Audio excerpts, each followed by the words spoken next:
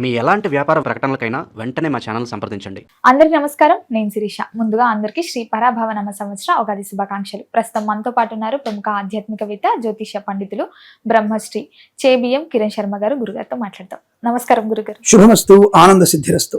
గురుగారు, ఉగాది నుంచి మరి వృశ్చిక రాశి వారికి ఎలా ఉండబోతుందంటారు? ఎలాంటి జాగ్రత్తలు తీసుకోవచ్చు అంటారు? ఆర్థిక పరంగా, ఆరోగ్య పరంగా నవగ్రహాల ప్రభావం కూడా ఎలా ఉంటుందంటారు? వృశ్చిక రాశి వారికి 11 ఆదాయం, 5 ఖర్చుగా చెప్పబడుతోంది. అలాగే 2 రాజపూజ్యం, 6 అవమానాలు.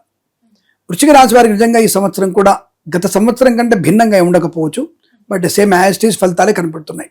అంటే ఆదాయం ఉంది, అవమానం ఉంది, కానీ మానసిక కృంగుబాటుకు దారితీసే అవకాశాలు కొంత ఎక్కువగా ఉంటుంది. కొంతమంది ప్రభుత్వ ఉద్యోగస్తులు లంచగొండులుగా పట్టుబడే అవకాశం.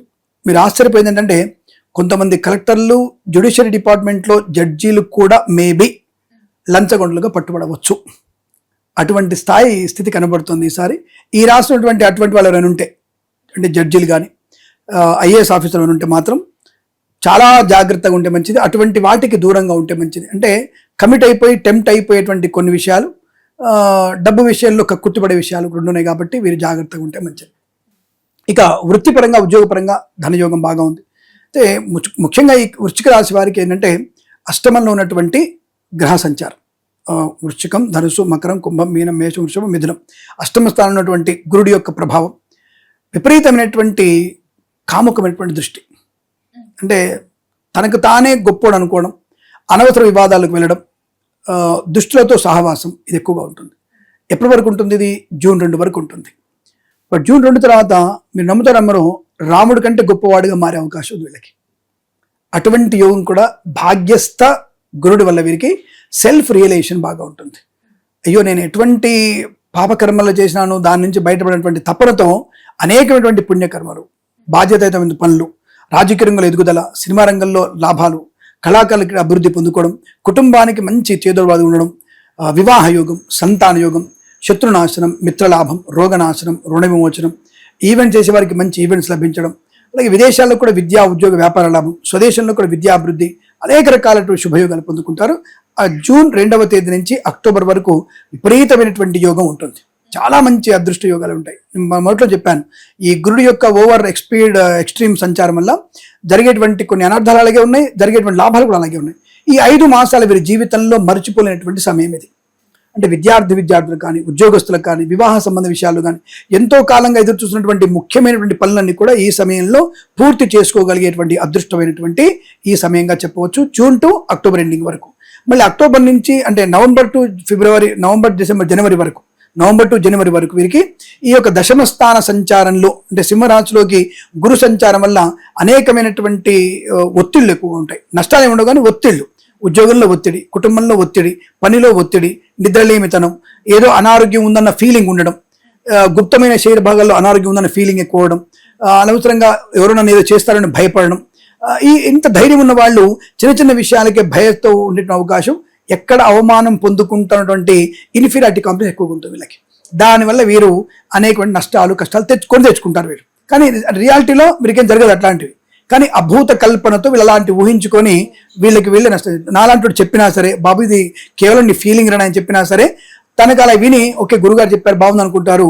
ఇంటికి వెళ్ళిన తర్వాత పక్కింటోడు నన్ను కిటిలో చూస్తున్నట్టుంది, ఆ పక్కింటోడు డబ్బుల కోసం అడుగుతున్నట్టుంది, నేను చెక్ మీద సంతకం పెట్టాను, ఆ సంతకం కాపీ చేశారేమో, నాకు ఓటీపీ ఇచ్చాను వాళ్ళకి, వీడిచ్చిన ఓటీపీ ర్యాపిడోకో ఆటోకో ఇస్తాడు. వీడు ఓటీపీ ఇచ్చేసి నేను ఆ ఓటీపీ ఇచ్చాను, నా బ్యాంకులో 3 లక్షలు ఉన్నాయి, ఈ ఓటీపీ వాడితో పెట్టుకొని నా 3 లక్షలు తీసేసుకుంటాడేమో. అంటే ఈ రకమైనటువంటి ఇంత తెలివైన వాళ్ళు మూర్ఖంగా ఆలోచించేటువంటి మతి భ్రమణానికి లోనయ్యేటువంటి అవకాశాలు ఎక్కువగా ఉంటాయి. కాబట్టి జాగ్రత్తగా ఉండాలి. మిమ్మల్ని మీరు తక్కువ అంచనా వేసుకోకండి. Be as yourself. అలా ఉంటే మీకు తప్పకుండా అనుకూలంగా ఉంటుంది చెప్పవచ్చు. వృత్తిలో, ఉద్యోగంలో విద్యార్థులకు మంచి లాభాలు తప్పకుండా ఈ సంవత్సరంలో. ఇప్పుడు రాష్ట్ర పరీక్షల్లో కానీ, రేపు జూన్ తర్వాత రాసే పరీక్షల్లో కానీ మంచి విజయాన్ని సాధించే అవకాశం బలంగా ఉంటుంది. రాజకీయ రంగంలో ఎదుగుదల ఉంటుంది, కళాకారులకు లాభాలు ఉంటాయి. Share market, speculation, communities, crypto currency, bitcoins లాంటివన్నీ కూడా మీకు తప్పకుండా వచ్చేటువంటి జూన్ తర్వాతనే లాభాలు పొందుకునే అవకాశాలు ఉంటాయి. వ్యవసాయదారులకి 2 రకాల పంటలు పండే అవకాశాలు బలంగా ఉన్నాయి. మొదటి పంట మీకు తప్పకుండా ఈ పంటలు ఎక్కువగా రాగి, జొన్నలు, కందులు, పల్లీలు, పత్తి, ఈ పంటలు మొదటి పంటలు బాగుంటాయి. రెండో పంటలు వచ్చరికి పొద్దుతిరుగుడు పువ్వు, చామంతి పువ్వులు, గులాబీ పువ్వులు, అలాగే క్యాప్సికం, పచ్చిమిర్చి, అంటే మిర్చి పంట కానివ్వండి, తర్వాత ఈ దాని ఏమంటారు ఆరెంజ్ ఆ పంటలు బాగా పండుతాయి. ట్రౌజర్కి మనకి కూరగాయల విషయంలో ఆకుకూరలు బాగా పండేటువంటి అవకాశం ఎక్కువగా ఉంటుంది. చిలకడ దుంపలు బాగా పండే అవకాశాలు ఉంటాయి. నల్ల నువ్వులు, బెల్లం తయారీలో ఎక్కువ మీకు లాభాలు ఉంటాయి. నల్ల నువ్వులు బాగా ఉంటాయి. ఇటువంటి పంటలు మీకు అనుకూలవంతమైనటువంటి శుభయోగాన్ని కలిగిస్తాయి. రైతులకి 2 రకాల పంటలు కూడా లాభం. పారిశ్రామిక రంగంలో కూడా ఫార్మా, సిమెంటు, ఐరన్, ఇటుకలు, కన్స్ట్రక్షన్, రియల్ ఎస్టేట్, మద్యపానం, హోటల్, ఇంటీరియర్, ఎక్స్టీరియర్, ఫర్నిచర్ వ్యాపారంలో కానీ ఇంటీరియర్స్ వ్యాపారంలో మంచి లాభాలు ఉన్నాయి. సూపర్ మార్కెట్ వ్యాపారం అనుకూలంగా ఉంటుంది. అలాగే మత్స్యకారులకు కూడా లాభాలు ఉన్నాయి. రొయ్యలు, చేపలు చెల్లి వారికి లాభం ఉంటుంది. వస్త్ర వ్యాపారం అనుకూలంగా ఉంటుంది. ఈవెంట్ చేసేవారికి గొప్ప ఈవెంట్స్ లభించే అవకాశాలు ఉన్నాయి. జూన్ తర్వాత కన్సల్టెన్సీ ఆధారపడవచ్చు. జూన్ లోపల కన్సల్టెన్సీ ఆధారపడితే మీరు తప్పకుండా మీరు నష్టపోయినట్టే అవుతుంది. మ్యారేజ్ బ్యూరో నుంచి కూడా సమాచారం ఈ జూన్ లోపల తీసుకుంటే నష్టం, జూన్ తర్వాత లాభం. ఈ విషయాన్ని గమనించుకుంటే చాలా మంచిది అని విషయం. జూన్ తర్వాత కలిసి వస్తాయి అంటారా మ్యారేజ్ బ్యూరో? జూన్ తర్వాత వీరికి మంచి అనుకూలమైన శుభయోగాలు అంటే ధనయోగము, వ్యక్తిగత రుణ పీడా పరిహారము, కొత్త వస్తువులు కొనుగోలు చేయడం, షేర్ మార్కెట్లో కలిసి రావడం, పిల్లల విషయంలో అభివృద్ధి పొందుకోవడం, విదేశాలు వెళ్ళగలిగే అవకాశం, ఇవన్నీ కూడా జాగ్రత్తగా వీళ్ళకి అనుకూలంగా ఉంటుంది. No problem. కుటుంబ వాతావరణం ఎలా ఉంటుందంటారు మరి? జూన్ వరకు అయితే అనేక రకాల అవమానాలు, చికాకులు, అదే ఊహాత్మక అంటే ఊహల్లో ఉంటే నన్ను అందరు ఇబ్బంది పెడుతున్నారేమో, నన్ను ఈ అమ్మాయి ప్రేమించట్లేదేమో, నన్ను పెళ్లి చేసుకుంటుందో లేదో, ఈ అబ్బాయి నన్ను చేసుకుంటో లేదో, ఈ అబ్బాయి నన్ను మోసం చేసి వెళ్ళిపోతాడేమో, ఇటువంటి భ్రమణంలో ఎక్కువగా ఉంటారు. కానీ ఒకరి ఒక నమ్మకం కోల్పోయే అవకాశం, అంటే తనమే నమ్మకం పెంచుకోవడానికి హనుమాన్ చాలీసా బెస్ట్ పారాయణం చేసుకుంటే తప్పకుండా వీరికి అనుకూలంగా ఉంటుందని చెప్పవచ్చు. అంటే అపనమ్మకంతో బతికే అవకాశం జూన్ వరకు. జూన్ తర్వాత నుంచి కింగ్ కాదు, వీరు ఎంపరర్ అవుతారు, అంటే చక్రవర్తిగా మారే అవకాశం. ఆ తర్వాత మన నవంబర్, డిసెంబర్, జనవరిలో మళ్ళీ రాజుగా ఉండే అవకాశం ఉంటుంది. అంటే తనకి చేతి నిండా ధనం ఉంటుంది, బాగా తప్పకుండా అనుకునేది సాధించే అవకాశాలు కూడా బలంగా ఉంటాయి. విదేశీ యోగం ఉందంటారా? జూన్ తర్వాత కొంత ప్రయత్నం చేస్తే వెళ్ళడానికి అవకాశం ఉంటుంది. మేబీ డిసెంబర్ లోపల వెళ్తే అవకాశాలు, డిసెంబర్ తర్వాత లేకపోతే వచ్చే ఉగాది తర్వాతనే వీరికి విదేశీయానం ఉంటుంది అని చెప్పవచ్చు. అది కూడా విద్యార్థులకి మ్యాక్సిమం డిసెంబర్, ఆ తర్వాత మీరు వెళ్ళడానికి అవకాశాలు లేవు. జనవరిలో వెళ్తాం మేము, జనవరి 16కి మా క్లాసు స్టార్ట్ అవుతాయి అనుకుంటే మాత్రం కుదరదు. అప్పుడు మీకు వెళ్ళడానికి అవకాశాలు ఉండవు. ఎందుకు ఉండవు అంటే ఇప్పుడు ప్రెసెంట్గా యుద్ధ వాతావరణం ఉందిగా, అప్పుడు ఇంకా వాళ్ళ దేశాలకు ఏదైనా జరగవచ్చు. కాబట్టి మనకి అటువంటి ఇబ్బంది వల్ల మీరు వెళ్ళడానికి అవకాశం ఉండకపోవచ్చు. కనుక డిసెంబర్ లోపల మీరు విదేశీ ప్రయాణం పెట్టుకుంటే మంచిదని చెప్పవచ్చు. గురుగారు, ముఖ్యంగా అన్ని రంగాల వారిని పరిశీలించారు కాబట్టి ఈ సంవత్సరం వీరికి రాజయోగం అంటారా, పోరాటం అంటారా?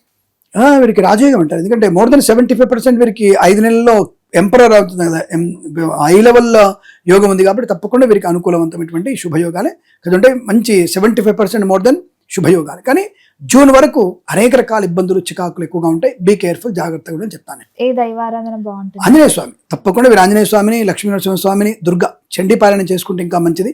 తప్పకుండా ఏదైనా పుణ్యనది స్నానం వీరికి శ్రేష్టంగా చెప్పబడుతోంది. తప్పకుండా అన్నదానం, ఎవరికైనా సరే అన్న సంతర్పణ చేయడం చాలా మంచిది. దానివల్ల ప్రయోజనం బాగా ఉంటుంది వీరికి. గురుగారు, మొత్తం ఈ సంవత్సరంలో వృశ్చిక రాశి వారికి ఎలా ఉండబోతుంది, ఎలాంటి జాగ్రత్తలు తీసుకోవాలో తెలియజేసినందుకు ధన్యవాదాలు.